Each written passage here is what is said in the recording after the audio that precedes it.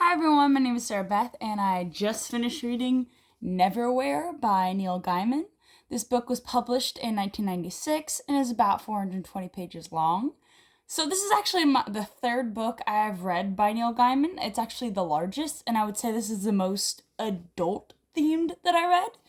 It follows our main character. His name's Richard, and he was a financial guru working in London, and he's somehow pulled down into the depths of the London underworld after trying to save this young girl named Dor.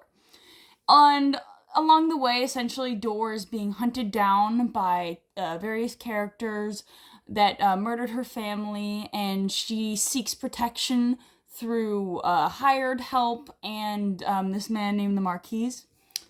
I'm gonna say that I really wanted to like this book. I've tried reading multiple Neil Gaiman books in the past, and for some reason his writing does not click with me. I think that the writing it's very visceral, but there's something about the quality and the style in which he writes, the simplicity, which makes it feel juvenile instead of relatable. So I just felt that there were times where, once again, I felt like I was reading a child's book, but with adult themes, which is very confusing for me. And it really just kind of felt like a slog for me to get through. To be clear, this is my third book that I've read by him. The other two were Coraline and The Graveyard Book, which both were, they felt like children's novels. Obviously, Coraline is a children's novel. Graveyard Book, I'm not so sure. But it's definitely, there's a lack of complexity with his characters. Even our main character, I never really know other than cowardice, is there really much to his character?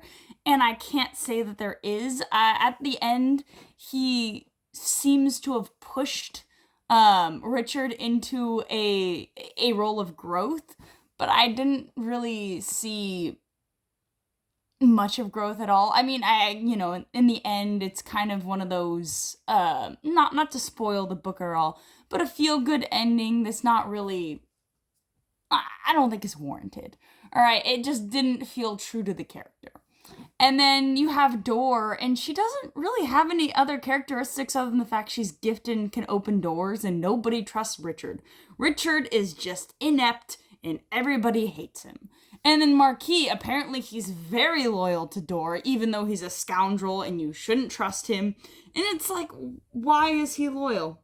What is the purpose behind this? It's said that she can trust him, and he's used as a MacGuffin of trust. Essentially, someone's gonna betray you, and everyone's thinking, yeah, of course it's the Marquis, but then it isn't. And I'm thinking, well, then why is he making all of these sacrifices for no reason for this little girl when he has screwed over everyone else? I would have liked some sort of explanation. I mean, I can respect that it didn't explain. A lot of the motivations in the book, I think this is another reason why I think it felt childish or juvenile, is because motivations were really surface level. The villain in this novel is painted as such from the get-go. You know he's the villain even though they try to fake you out. There's so many fake outs in this book, and I didn't fall for it. Okay, I don't think many people will fall for it. I do, in fact, love the world he created. I think Neil Gaiman creates some of the most diverse and just like intricately entwined worlds with our own. I believe it's magical realism, or it's at least along those lines. I think that he has a wonderful imagination, and I love his stories. I just think they're not best in novel form. If you've seen the movie Coraline, you'll know what I mean. If you read the book, then watch the movie. I enjoy the movie more. I love the Easter eggs and everything. I do know that there is a BB series for this book, Neverwhere, but I have not as of yet watched it. Maybe I might enjoy it more than the novel. But I do feel that there's so much complexity that can be added that isn't. It just feels very plain. To be clear, this is not going to be a recommendation from me. I just maybe you enjoy Neil Gaiman. I believe if you enjoy his writing style, you should read this. And this is probably a really relaxing read for some people. But for me personally, I think that the writing style doesn't fill me with anything. I don't feel like I left the book with something to think about. It didn't really. Once the book was finished, I was honestly just excited to read the next book of my unread books.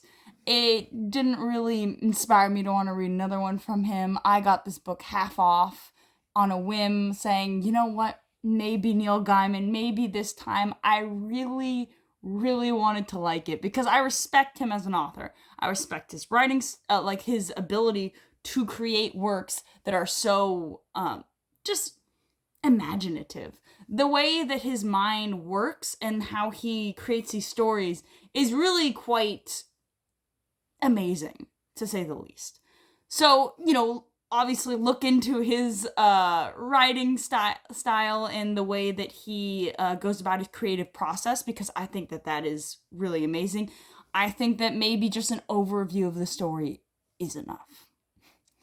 Well, that's my review on this, and I hope you have a good one.